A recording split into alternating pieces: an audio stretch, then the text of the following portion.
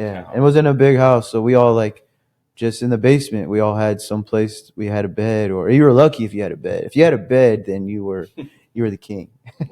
So I had a bed. I had a bed. All right. Well, Sean, thank you for coming to talk with us today. I think we've known each other for a couple of years now, and I've heard little bits and pieces of your story, but not the whole background of how you got to where you are and how to be this successful father, husband, business owner that you are. And so we're excited to share this, and hear a little bit more about your story. Yeah, well, thank you guys for having me on, and I'm just surprised you guys want to hear my story. So, I mean, we could go from where it started as when I first got interested, probably in business. Just when I was younger, I've always uh, doing chores around the house. I was just didn't know that I could get money for really doing chores for not around my house, but my aunts and uncles. They would pay us to come over and help them do stuff around their house. So I thought that was pretty cool. So I would do things like that all the time. So I've always had money, I guess, since I was little. I just by doing knowing that being able to work, I would get some money for doing it. So. So you come from a big family. You said aunts, uncles, working for them. What's kind of your? Yeah. So I have my mother, her sister Patty, Uncle Martin, Carl, Uncle Carl, and then I have that's it actually. Yeah. And then there's just a lot of kids. Okay. So my mom has 5 kids. My aunt has 7, I believe. And then my Uncle Carl, he has, I want to say 4. And then my Uncle Martin, he doesn't have any kids. You're not scared to procreate on your side, Yeah, huh? there's a lot of us. So, and growing up, my mom had me when she was very young. So I want to say it was 15, 16 years old. She had me, and then she had all of us kind of in a row. So we really just bounced around. We didn't really have a house. So growing up, we were always at our aunts or uncles or my grandma's house. So it was kind of a fun childhood, really. Lots of cousins to Lots of hang, cousins, hang man. out with. We lived at my aunt's at one time. There was probably 13 teenagers in the whole house. Yeah, and it Cow. was in a big house, so we all like just in the basement. We all had some place. We had a bed, or you were lucky if you had a bed. If you had a bed, then you were the king. Mm. So I had a bed. I had a big bed, but no, that was just at my aunt's house. But as we grow up, we just always had uh, we just didn't have much. So Yeah. so I always knew you had to work to get somewhere. Come from humble beginnings. Yeah. So I know you started off in plumbing or it was appliance repair, right? Yep. Appliance So repair. and then moved into plumbing a little bit from there, and then kind of what was your journey? Because you started pretty young there too, as well. Yeah. So my first company, we started when I started the company at 19. At 19. I think it was about 17, 18. Like I said before, uh, a gentleman by the name of Arnie came to my house, fixed by my mom's house, her dryer. And I seen how quick he was in and out of the house. So it was like, wow, I could make pretty good money. So I asked him if he would train me, and or I could if I could learn what he's doing, and he said, yeah, take my number. And I didn't think he would ever call, but one day he did call, and he offered me an opportunity. At the time, I didn't think it was the greatest opportunity, but it was $20 a day. And then as I found out, it was $20 a day, 10, 15 hours a day, and 7 days a week. So it wasn't very much, but Wow. then I had issues with it at first. But I talked to my mother, and she kind of told me basically, you're getting paid to go to school, so think of it that way. So that's how I thought of it. And I did get laughed at by my uncles and just probably just people in general because I was only getting $20 a day.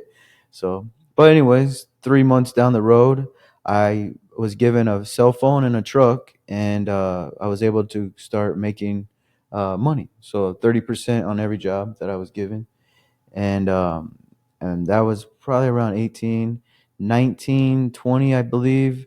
My uncle had to sell his house, so I bought my first house on a land contract. So that's the first time I've experienced a land contract.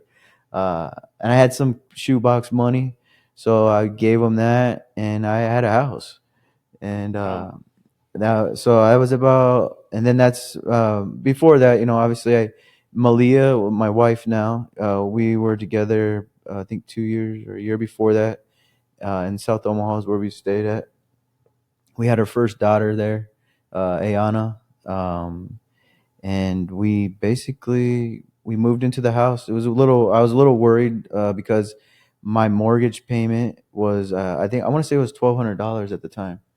And then I had a little company that I did, not a company. I was a subcontractor for Arnie, which Okay. is a appliance rescue was the name of his company. Is this still around, or is No, no, it's not around. So basically, going forward, he went out of business.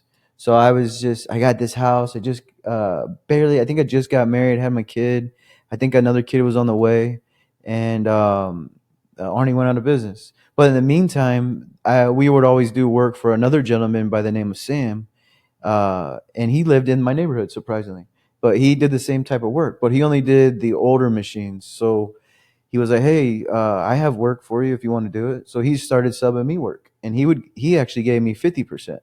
oh wow, So it was a blessing. It was at the time that I needed it, and it worked out. So and then in return, I actually bought Sam's company from him for helping me out at this when I needed it. So I bought that company was called Omaha Appliance, and the company I created for myself was called ASAP Appliance. So I owned ASAP Appliance. I then bought Omaha Appliance, and then from there, I started doing more work. Then Malia, that's where she had to come in and help me, kind of keep book or even service calls. I had this little this little Nissan out of manual. So I was taking phone calls. I was shifting. It was crazy, but I got to no accidents. I got to every call on time. Did the work, and then soon after we created a appliance store that I negotiated a month-to-month contract over on 90th and Maple because Malia was kind of sick of me having people coming in out of the house to buy appliances. And I was getting these appliances from customers that wouldn't fix their appliances. Hey, I could fix these for very little, and I could resell them on Craigslist. So Craigslist is a huge thing yeah. around that time. So What time frame was this? 2006 to 8, between 2006 and 8, I would say. That all started, and then I started giving my family jobs. I was like, hey, I need delivery guys, I need salespeople. So we were only 20 some years age, and we're creating these jobs for all of our siblings, my uncles even. We The gave ones that them, were laughing at you. yeah, the ones that were laughing at me started asking how they could learn. So I taught my cousins, uncles, friends the appliance repair trade. So I would probably say I was the youngest appliance repair owner in Omaha at Wow. the time. I mean, 19 years old, 19, 20 years old. Yeah. There's not many people that start a business. What gave you the balls to do it, or what inside of you said, I can do this at 19, 20 years old? Or is it I just ignorance? I think probably that's what it was. Yeah. I just thought if anyone else could do it, I could do it. Yeah. So, and that's kind of how I went about. That's how I go about my whole life. Kind of.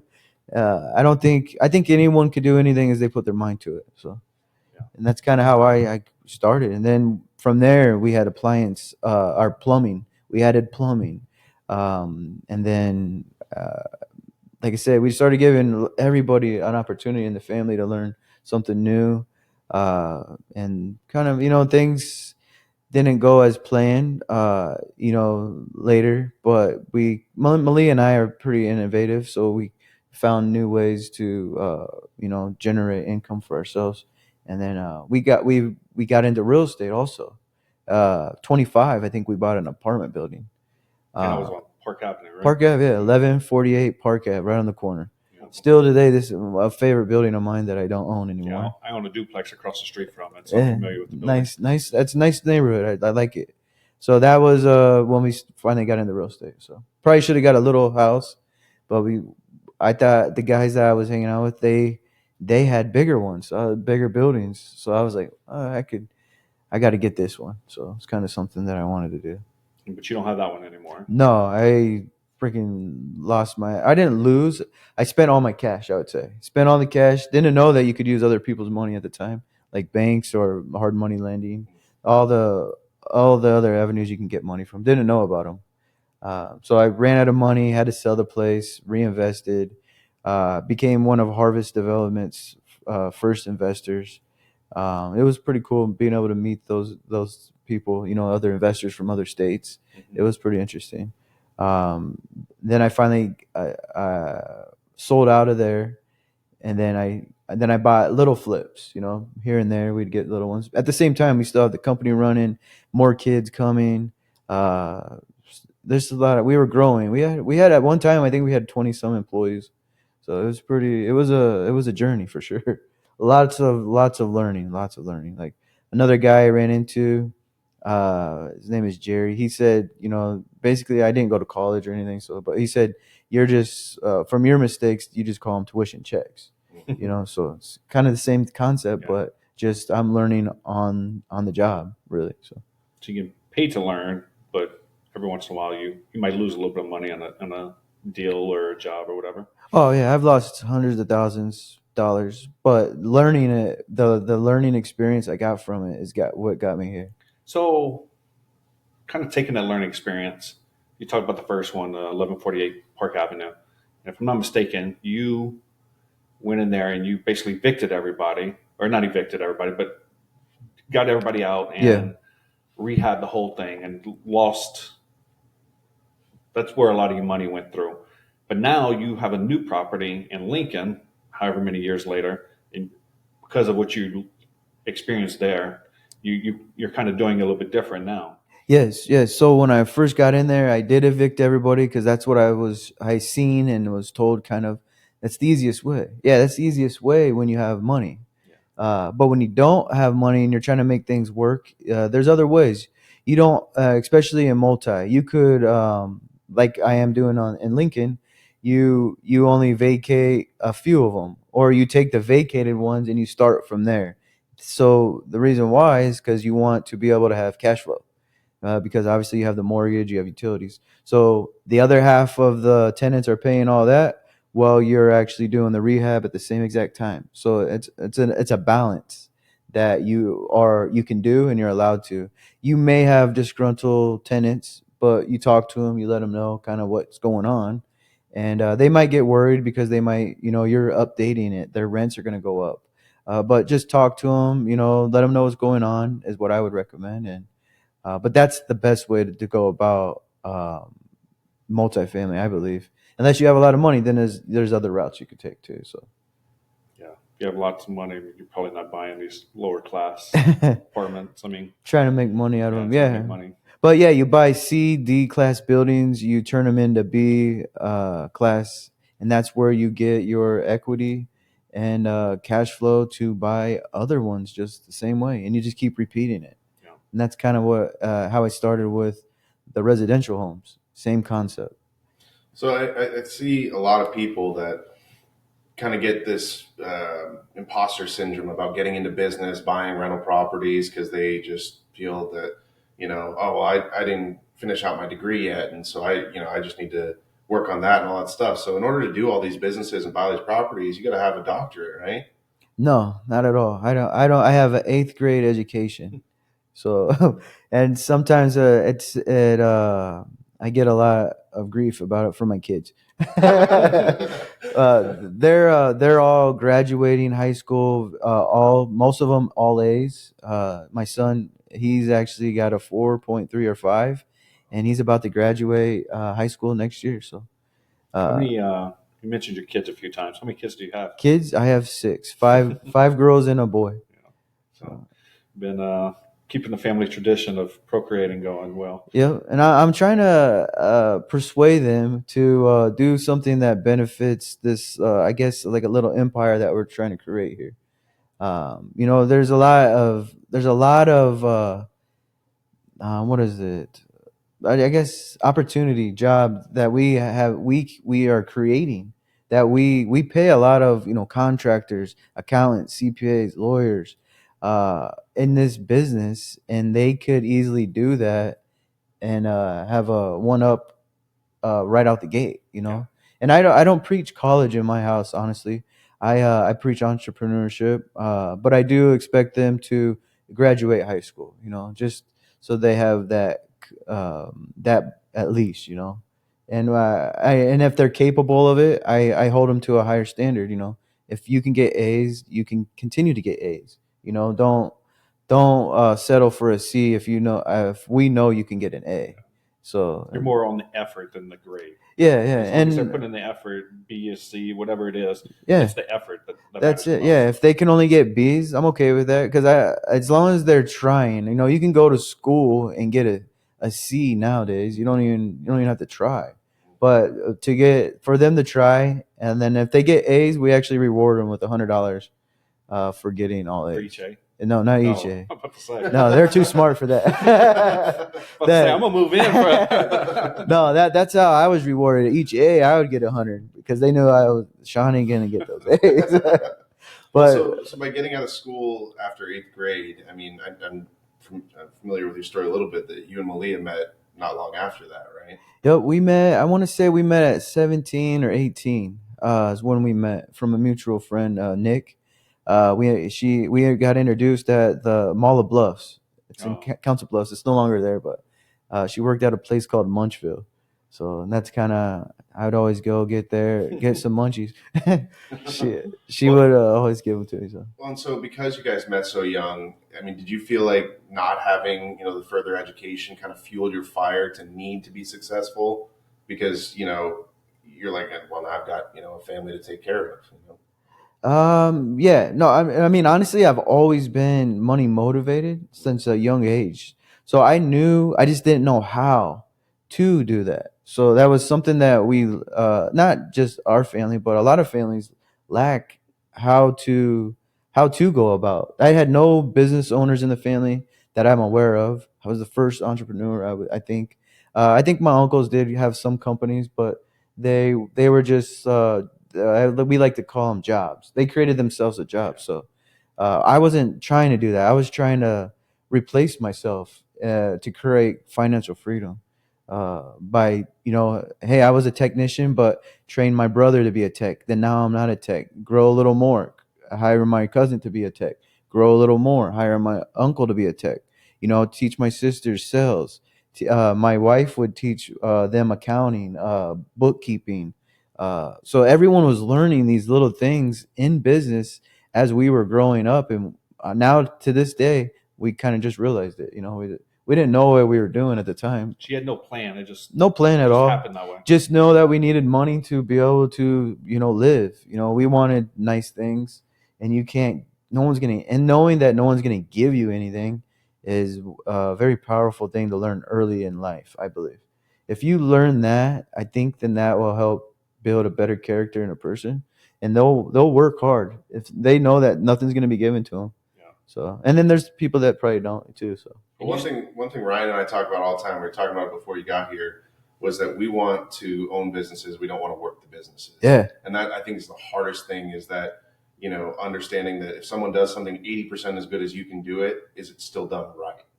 Yeah, it's still done right. Yeah, but it's not to your right, but to grow, it is. It is 70% is even what I think is allowable because no one's ever going to be like yourself in the company, even though you don't understand that. That's just how it is. And I had that conversation with my mom a lot. She said, "Sean, no one thinks like you and is like you, so you have to realize that." So that helped because I didn't understand why people didn't want to come to work every day.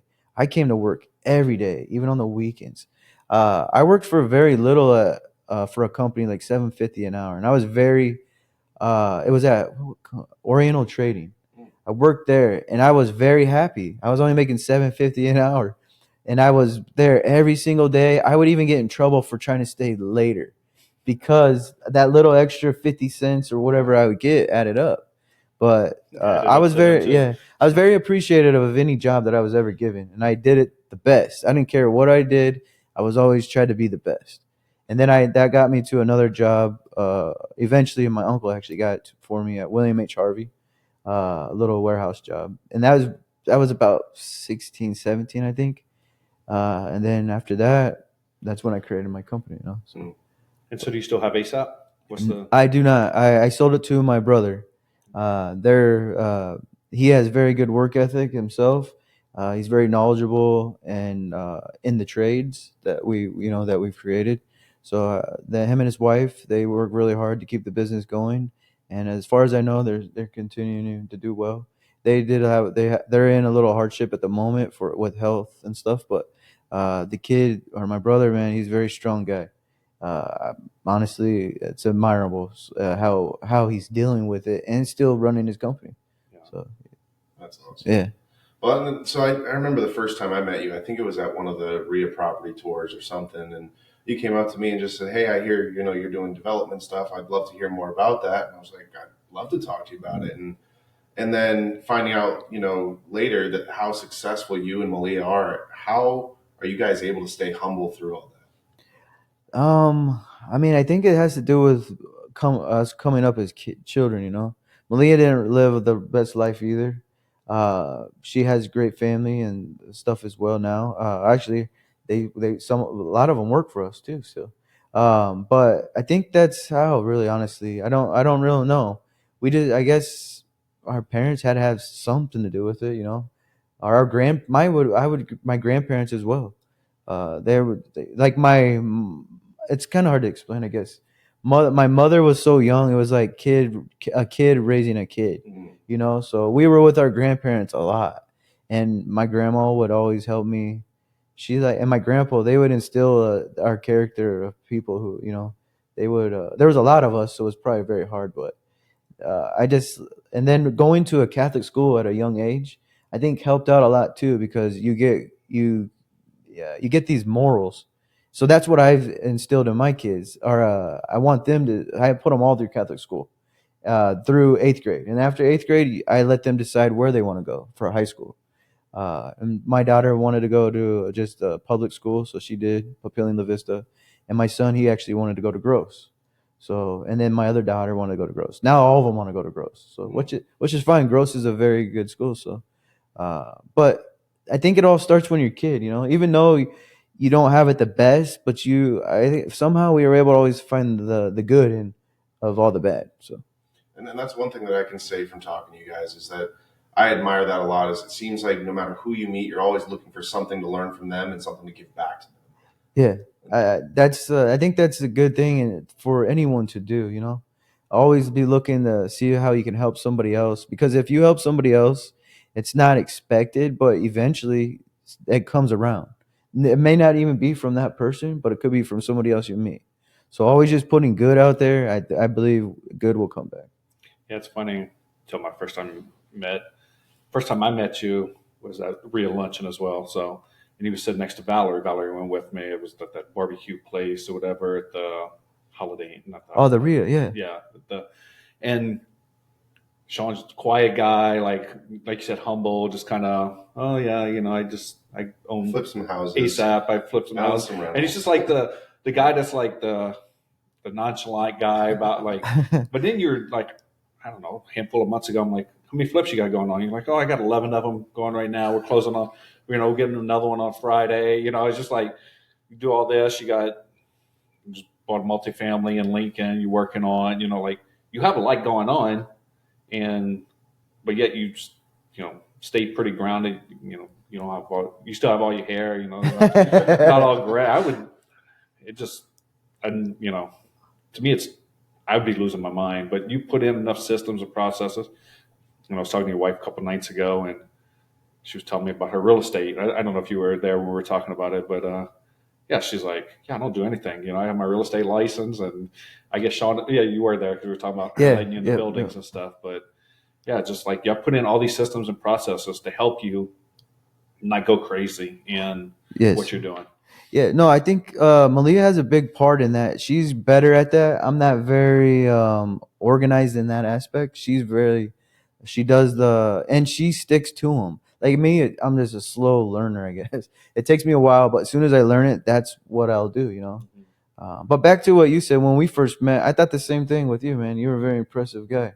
So that's why I enjoy talking to you, learning from you. That you can learn anything from anybody. I learn stuff from my kids all the time.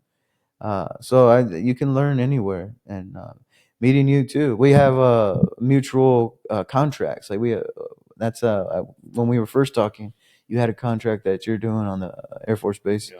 and I still do as well. So, That's and the then only thing you kept from me, so after you let it go, right? yeah, there was something to keep us going because I didn't honestly sell my company for a lot that I probably could have possibly, but I just wanted to make sure that the people that were working with me had a good transition because you know how that anything can happen in that kind of concept. So, so we did that, and then before we did that, we also started creating I would say a couple years before I kind of stepped out of ASAP uh, to grow a more of a future for us because in business we don't have health insurance and we don't have 401ks and you have to look for that stuff, and if you don't know about it you're not going to do it. But by just surrounding yourself with other people that are doing what you're doing, you start learning that like I don't have if I got hurt, who's going to do this job that I'm doing? So that's what I started learning is I need to find more employees and people to train to do this type of stuff. So if I did get sick, business still is continued and you know the business stays afloat. And then I started thinking about, well, shit, if I was to die or if you know I did get hurt, what does our retirement look like? You know, there's Roth IRAs and all that as well, but and stocks. But honestly, I don't know much about that. So I've I have always was told that you should invest in what you know, and always invest in yourself. Most importantly, Yeah. so that's kind of what I kind of stick to those things there. And sometimes Melina gets a little uh, overwhelmed with me, but I think we did a full episode one time about the stuff that I didn't even know I didn't know.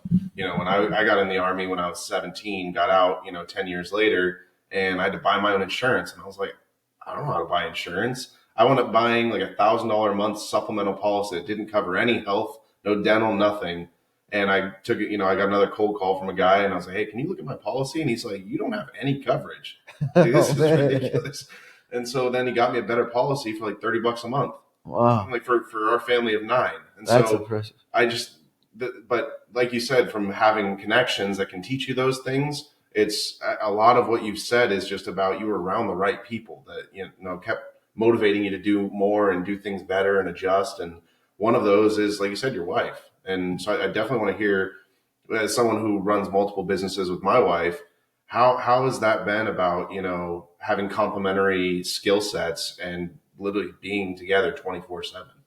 Yeah, so that was one of the things when when I did create the business, I wasn't around the home very well or very often. So Malia, was getting upset about that. So I was like, what could we do? And eventually we came up with her uh, working in the company.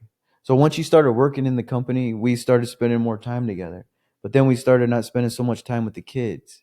So it's a very there is a balance to all of this, and there's things that I've learned on the way. But if honestly, if you're trying to grow a business, being a great husband, a great father, you can only pick one. There is no perfect balance. You have to pick one, or else it won't go well. So that what that means though is there's going to be problems with the other, things you're trying to balance. So honestly, I chose business because I wanted my family to be well off in the future. So I did choose business, and it didn't allow for me to be around my kids being, growing up. It didn't allow for me to be the husband that I probably should have been. But my whole goal was to make sure that we were well off, So and then after that, it took 15 years. It wasn't something easy because I didn't have no experience. So someone probably could have done it in 5 or something sooner, but it took me 15 years. So to finally to learn that. But and then you can start balancing things a little better, I think, as you get that one thing you were working on to a sustainable uh place, I guess.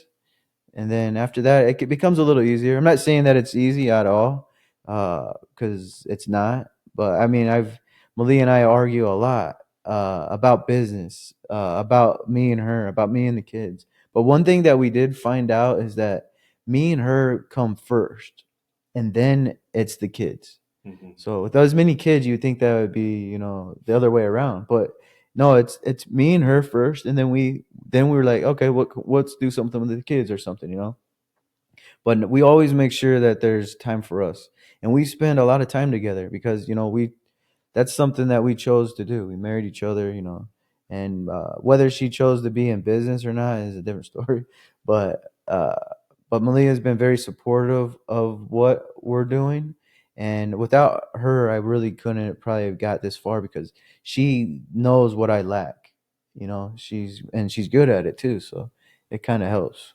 Yeah, I know. Looking at y'all seem to make a good team. Just from an outsider's perspective, if you will, like y'all seem to balance each other out well. So uh, you can tell that y'all have worked on it. Yeah, we're still working on it every day. It's never ending, which I think is part of the journey. And that's another thing too. I learned it's not about the goal at the end. It's not about getting there because when you get there, you get bored and you'll create another one.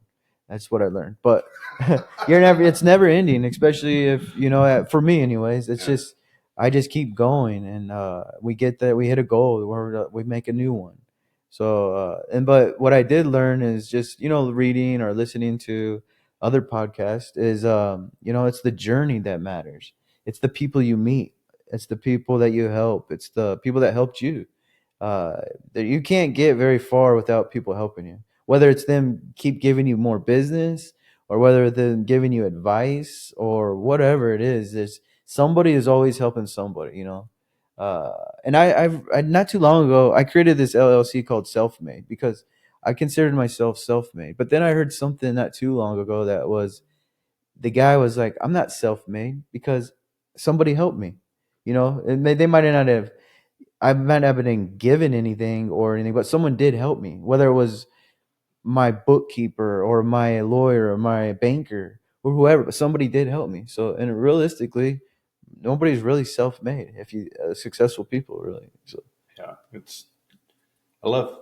People always say like nothing that you create, it's already been created. Like you're not creating the wheel. Like the yeah. wheel's already there. You're just living off the backs of other people. So same kind of concept.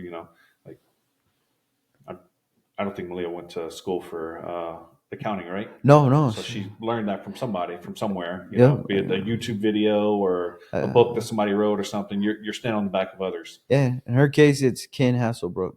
Smart guy, very smart guy. I actually just got out of a meeting with him. I bounce a lot of things off of him before I even do it. So he's a local guy. Yeah, he's a local guy. Very hard to get in touch with, but we've made it. He's because he just helps other guys that are on other levels. So, but I was just been fortunate enough to be introduced to him, and he's helped Malia and our myself a lot in that aspect. He just is a very smart guy. So, So have you ever had a formal mentor? I know you said self-made or whatever, but are you just kind of had conversations like this and pick up stuff? I don't think I've ever had a mentor. I've never had a. I mean, honestly, I don't really know what a mentor is Me either. per se, besides someone that you can talk to. Yeah. I do have people I could talk to. I mean, I've got, and most of them are older guys, so they know a lot. Or women too, like older women. There's older people in general. They have a lot, and I like that because I like to ask them questions. I always ask them questions because even if it's about marriage, well, how'd you make it work so well? Hey, don't go to bed mad at each other all the time. That's one thing that it's very common that people say actually. Hmm. Or how'd you do this or whatever it is. There's always an older person that has probably told me, a lot of stuff. I've learned a lot from the older people. But there's a guy like his name is Richard. I met on the way in my journey. I like to say he taught us a lot about managing properties. There's a lot of laws that protect your tenants. You got to know this stuff. You can't just rent houses and expect not to have problems because these guys have laws that protect them. Even though they're in the wrong, they still have laws that protect them. But uh, there's just so many people that I would love to name them all. That have helped me on the way. Just by advice. Really, they never really give you money or nothing like that, but that advice is more worth more than money, I think. No, I agree. Yeah, Yeah. knowledge is the ultimate currency. In business, or really in life. But Yeah, in life for sure, I think so. Yeah. So it sounds to me like one of the things that you've done better than a lot of people is learn how and when to fire yourself. And that's how you keep leveling up. And obviously, like you said, every time you fire yourself, you get more time back with your family. And so Yep. what have you had to, kind of tell yourself to get out of that scarcity mentality of, well, if I have to pay him, then I'm going to lose out on 80% of my income. So, then what's next? So what got me thinking more like that is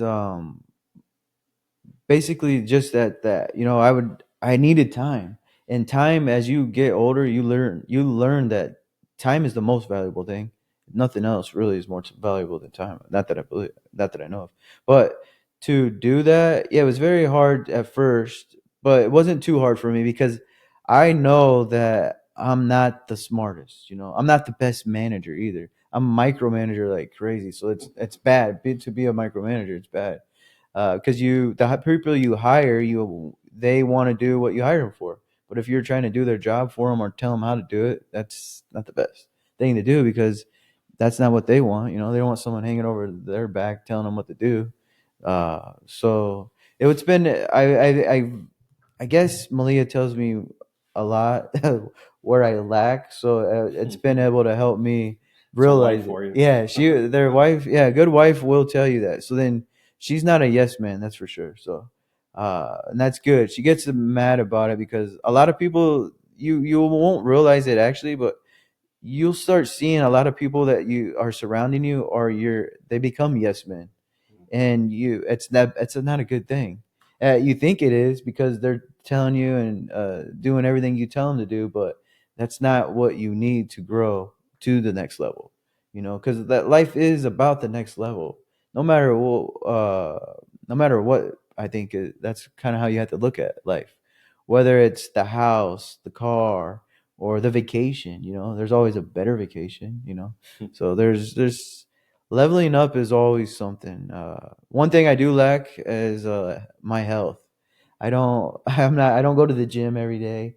I don't do any of that. And I think it's because of when I was younger, I was forced to go to the gym every day, run every day and stuff like that. But Malia's told me, it's a problem. She's worried. So I started walking every day. I do about 4 to 8 miles a day of walking. Just walking. I don't run, jog, none of that. I rather just walk.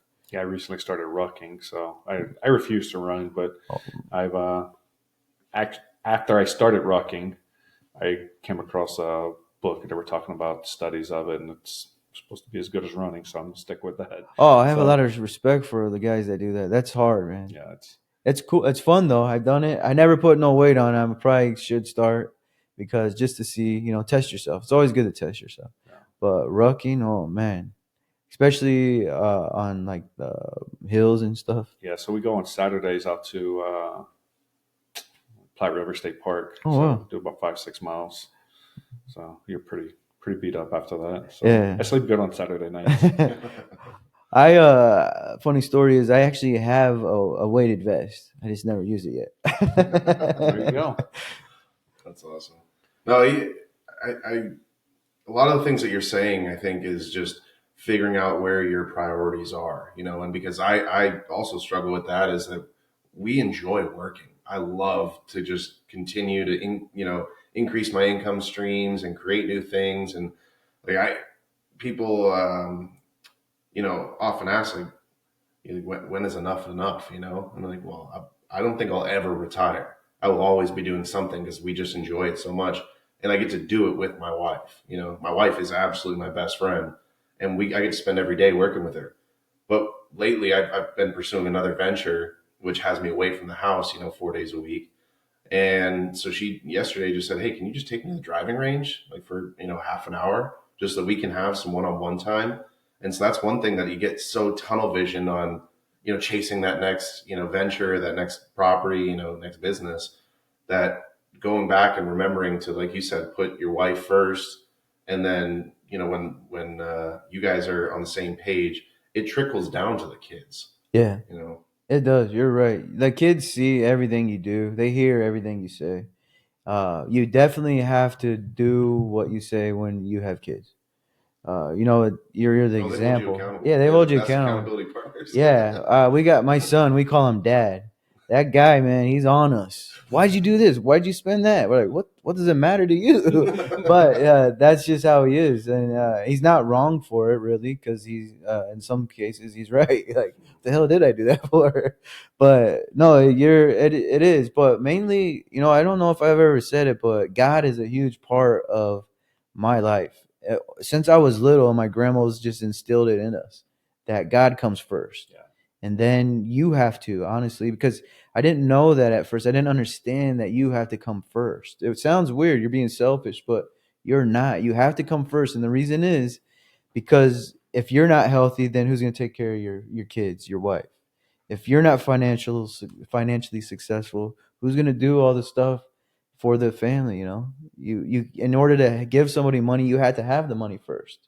So that's why um, that's one thing me and Malia kind of stepped back and said, "Hey, we're gonna make sure that we're well off, and then we'll start seeing what we can do, you know, from there." And that once we did that, things changed quickly, in a positive way. You know, kind of I can't even explain it, but the main thing is that you definitely have to make sure you're taking care of yourself for sure, No, and then absolutely. then you'll be able to help whoever you want, whenever you want. So I think it's an excellent point that you made. Like you said you put God first.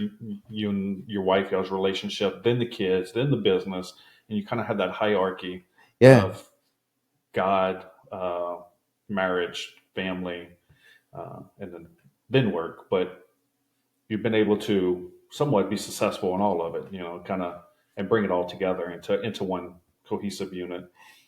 oh yeah, and the common denominator I would say is God. I mean, I've always every situation it just never fails. That's why I just always keep believing, and I tell my kids that they like my I'm not as good as my great as my grandma was doing it to us, because she would pray every day. Like, even my friends, like, your grandma's, what is she doing? Like, "Oh, she's praying." So, and then some of them would take to it as well, you know. So it was pretty cool. But a lot of times we would, as soon as grandma said it's time to pray, we'd be running out of the house trying to find somewhere to go. But sometimes she would catch us and we would have to pray. I definitely I want to ask both you guys. Are there any practices that you put into your life to make sure that you're putting God first? Because I feel like we know as men sitting here that it's God, wife, kids. But a lot of times that business likes to jumble, and then God gets what's left over at the end of the day, which is usually nothing. Well, I used to say, so I say prayers every day. And I was like, what am I saying? One time I was reading something and it was, you know, the most powerful prayer is the Our Father. So why do say any other prayer? If that's the most powerful prayer, say that So prayer. when Jesus gave us, Yeah, so I say that prayer every day. It does, sometimes I might mess up and not say it, but then Malia or the kids will remind me. Every day on my way to school to take the kids to school, sorry, we would say the Our Father, and then we'd all take turns, either me, the kids, whoever. But we say I say the Our Father, and they say the Our Father when they're with me every day. That's how I keep God first every day. Thank Him, whatever you want to do. Always count your blessings. That's what I do. Everything I had, you know, that I've been given, I always thank him for it every day. So, yeah. but For yeah, me, so I wake up 5:30. Uh, Sometimes get some water, brush your teeth, do all that fun stuff, and then the very next thing I do is start praying. So I got a Bible study thing called Jesus is Calling or Jesus Calling or something from a guy we need to get on here. Can't cut y'all. And So I do that. I got a buddy who recommended a Tim Tebow devotional thing, and then I basically journal a prayer. Kind of I write out my basically the four things I write out my quarterly goals. Next is something I'm grateful for. 3 wins from the day prior. 3 things I do call my men's most important next step, and then write out a prayer or journal or whatever it is. Kind of yell at God or thank God or whatever it might be. And yeah, so that's kind of my first 30, 45 minutes of the day. That's And awesome. then, Yeah, I definitely don't have that much discipline, and I love those kinds of tools, like you said, the Tim Tebow devotional and stuff like that. The only thing so that I'll I've interrupt you real quick. Yeah. The biggest thing is my cell phone. I don't touch it in the morning because once I touch that cell phone, game is over because I'm going to get in my email. I'm going to whatever. So I would say that's my first step is not touching my cell phone. I love that. So- And lately, the last probably 3 or 4 months, my whole goal has just been finding people that I admire traits and finding their principles. And if I can start implementing these principles, then I think I'm going to live a much better life. And whether it's, I have a buddy who's far down the road from me in real estate, and he's telling me I only buy properties that are this, this, and this, and I don't over leverage, and I don't do these things. And finding someone else and taking their principles. And so the most important to me is principles of faith. And so I think the only thing that I've really been able to implement consistently is every morning, the first thing that I do when I'm brushing my teeth and getting ready for the day is I turn on a YouTube devotional. And because I do it every single day, it recommends like 3 to me. And wow. whatever I'm going through in that moment, I pick the one that makes the most sense. And every single day it ends with a prayer of gratitude. And so just by starting my day and praying for my wife, praying for my kids, praying for my business, my house, it's just things just start fixing themselves, and every time that we go into, issues with our business or, we're real estate agents.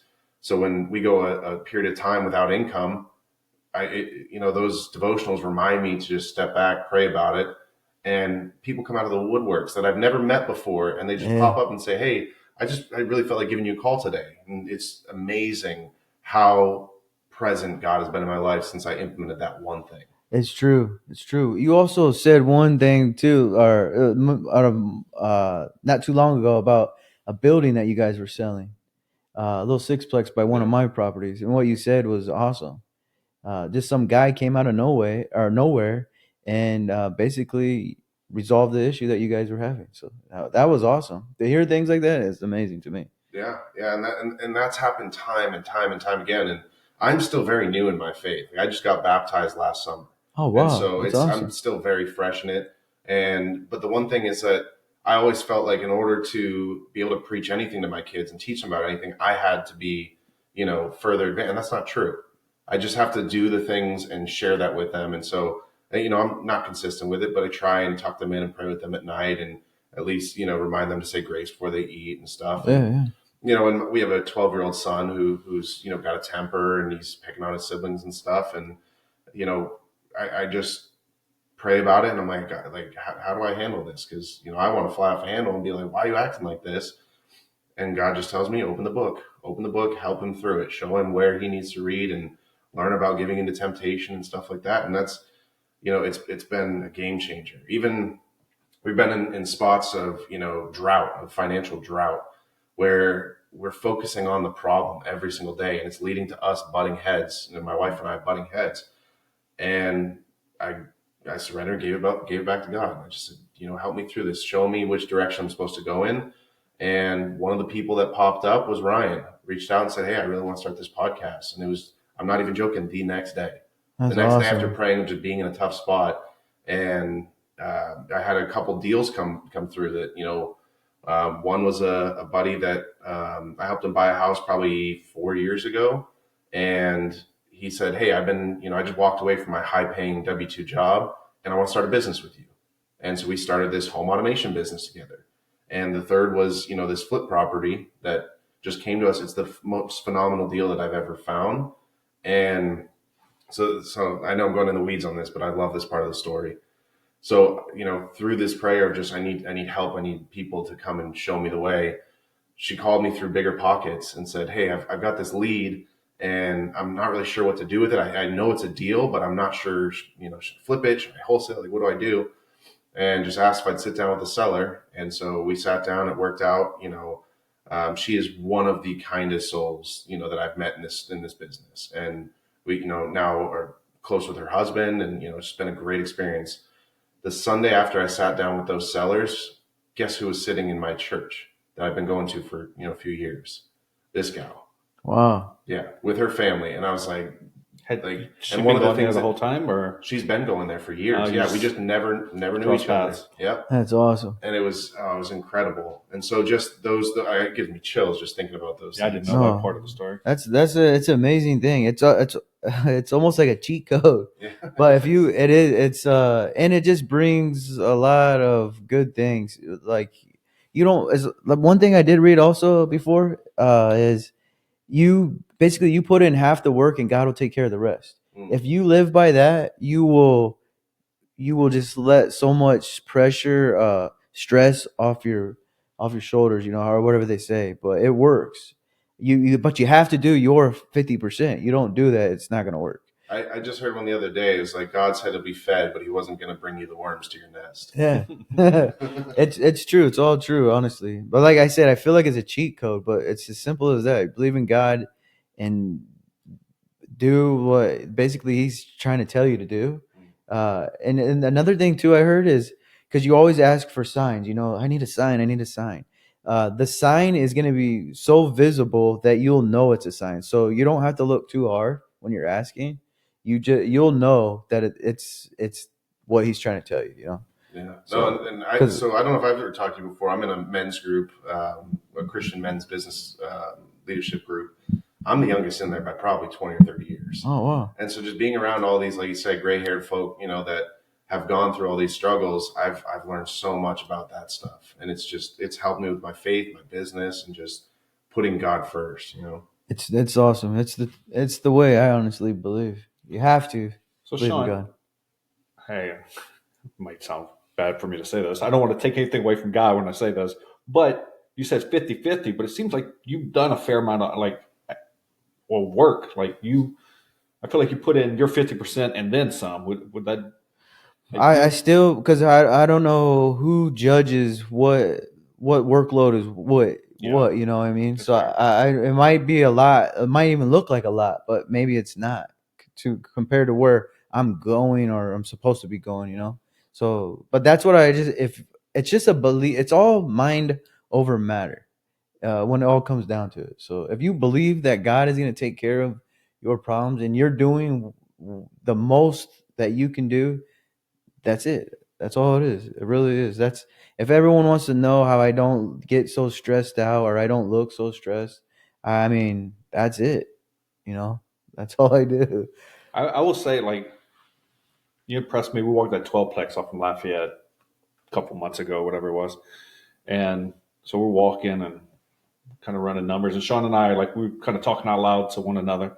I'm like, yeah, I think it's probably worth about $250,000 as it sits. Sean's like, yep, I agree. He's like, I'll write an offer right now.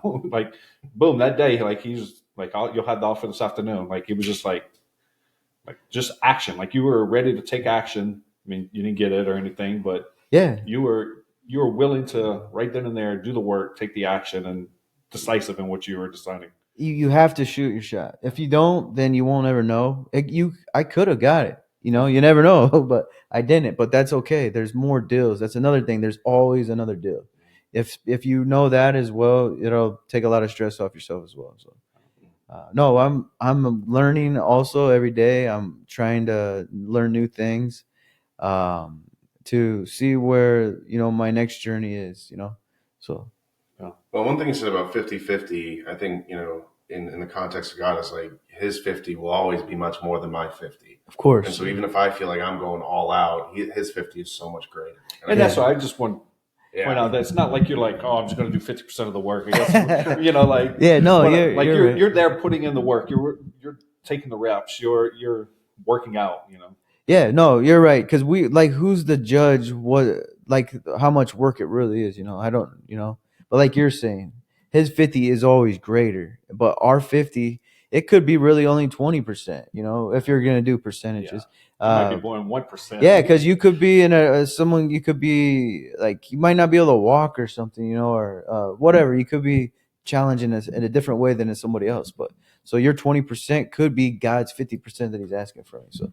Yeah. You just don't know. Well, and one thing I've seen on social media lately is this new parenting style of one of the people in the couple will say, "Hey, I'm at 20%, and I need you to be the 80 right now," and stuff like that. And I get the concept. I like it. If my wife's burnt out, I want her to come tell me, and I will make up the difference. But one of the things that we said from the very start, I've never understood the "you complete me, you're my other half," whatever, because 50% and 50% is not 100%. It's still 50%. Like, I want someone who's constantly putting 100% for me, and I'm going to put 100% for them. Now, that being said, when you, like you said, you're spread amongst business and family and your relationship, um, how have you found a balance in giving your kids 100%? Especially having so many kids, I feel like they're all getting, you divide my 100% attention by 8 other people rather than you get 100% in this moment. Yeah. So s- how I do go about it is, like you said, it's in the moment. So it's when they come to you. That's when you're supposed to give them your 100%. It's not. It's you couldn't. There's. I think it's impossible to give them all 100% at this. At the same Right. time. So it's only when they come to you, if they're sad, they're mad, or maybe there's something they're doing wrong. But you got to give them that. That you can't just be like, "Oh, I'll just do it tomorrow." It has to be right then. I've just been very fortunate that my kids, they're very independent, so they don't really need me a lot. But when they do, I try to be there, because I am still busy. Malia and I, we're always on the go. My kids order their own food. They make their own food. They do a lot. Now they're driving, so now they're even helping each other out. Like, hey, one of them has to go somewhere. Hey, guys, we're stuck where we're at. Can you do this? Yeah, they will do it.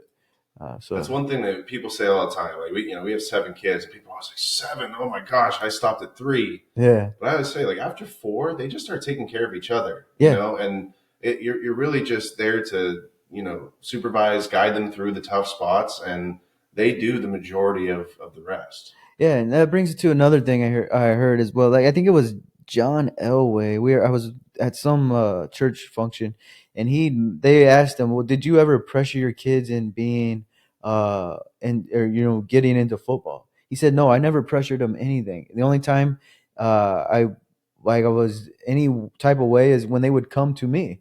He made it was That's the only time he really got involved, but he would never push like what he was doing onto them." So I thought that was kind of cool. I heard McElroy talk about that last night. I was watching a golf show, and he has a newborn girl, and they're like, "So are you going to force her to play golf, or like what age are you going to start getting her out there hitting shots all day?" And he's like, "She'll be around it so much." He's like, "Me, my brothers, my parents, they all play golf. My grandparents."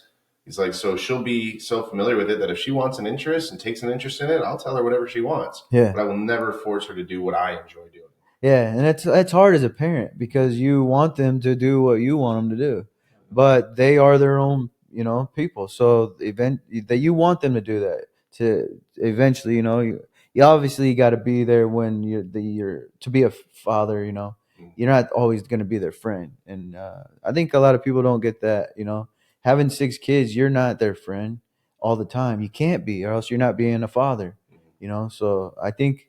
Uh, my kids, I hope they appreciate everything I do, but I guess I won't know until I'm older.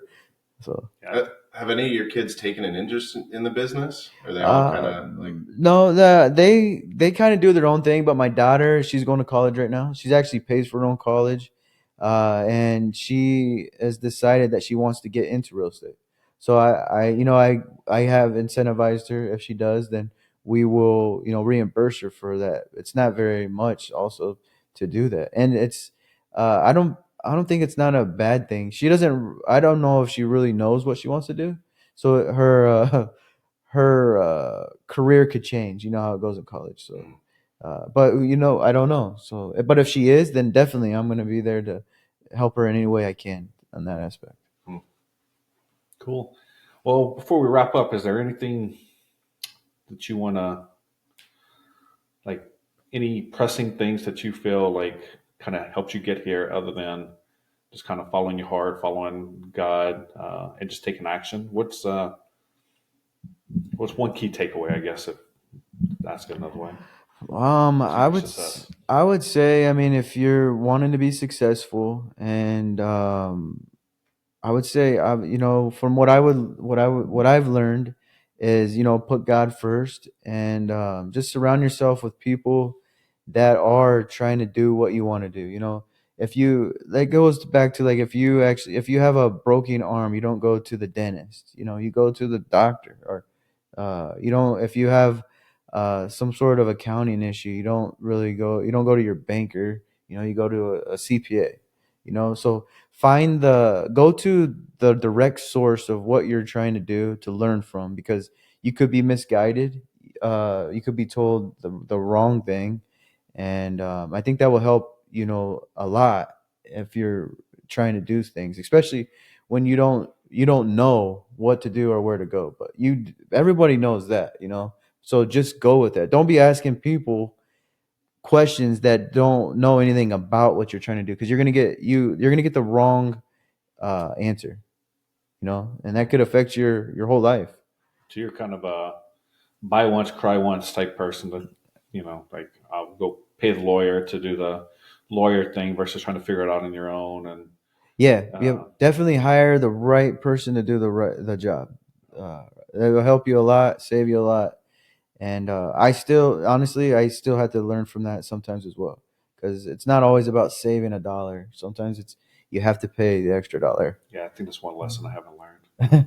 I've learned it like 20 times, but I forget it every day. I get yelled at all the time for it. So, but I mean, that's what I would say. And then take care of your health. It's something that a lot of people don't do, and I think that, it's, even if it's just walking, like I do. Yeah. It's not bad. You get to decompress. You get to think about, what things slow down, so you can kind of, Do you have especially if you got a lot going on. do you have audio going, or do you just go walk? I just like to think. I don't like to hear nothing really. When I'm driving, I do listen to music, and I listen to Audible. I don't read a lot, honestly. I like to listen to a lot of stuff, because I think if I was driving and reading at the same time, it wouldn't be good for everybody else.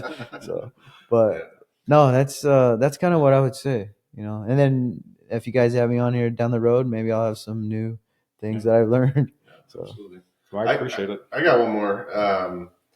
One thing that I think, as I was going through my journey of faith and getting to the point where I did get baptized, I think when we really committed to giving back and tithing and losing our obsession with money, when you're obsessing and clinging to every single dollar, you're like, I don't have enough to tithe this month.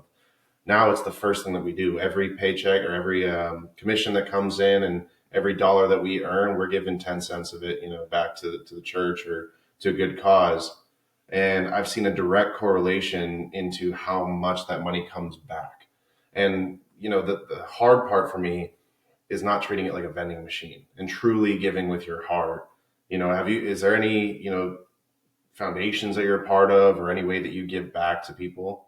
Well, yeah, I do. I give back a lot with my time. I'm more than happy to help anybody at any given time. So, and I believe in there's ways to give back as well, and giving money does help people a lot. But a lot of times, it's what the money that gets them what they need. So a lot of times, people don't know what to do with the money, or how to do it. So a lot of times, I'd rather give directly versus give it to someone else, that in hopes that they're going to do what they said they're going to do with it. So, but am I against giving to charities and stuff? No, because sometimes you're too busy to go actually help other people. So it's a better way too. So, but no, I rather, how I give back, and which I do quite often, I think, is with my time. And uh basically, and if I do give money, it's more so like if I'm walking and I see somebody that, they didn't even ask for it. I just they that they're in need for some reason. It's just something I would do. I don't know why. Just bless them. Bless them. Yeah, that's what I call it. We're gonna bless this person. A lot of times, I like to give back to people that are actually doing something too. Like, it could be the waiter, or anyone that gets tips. People.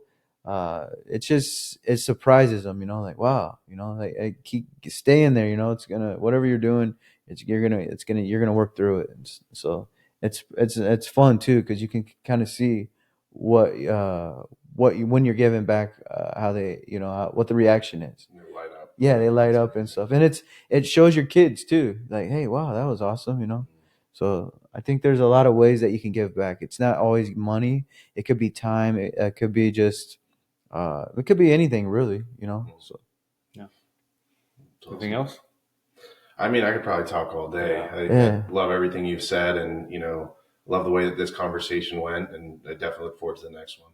yeah, no, I would be more than happy to come back on here and definitely if there's anything I could do or out there with anyone that needs help or questions, I'm more than happy to take a phone call or even a meetup. So Yeah. Well, I appreciate it. Like I said, I've always gotten a lot out of our conversations, and Tanner, we're talking about guests and getting guests on. You were one of the first names that popped up, so I appreciate you coming on and doing this with us and letting people get to know you a little bit better. yeah, well, thank you guys. Thank you. Yeah, Awesome. I appreciate it, Sean. yeah.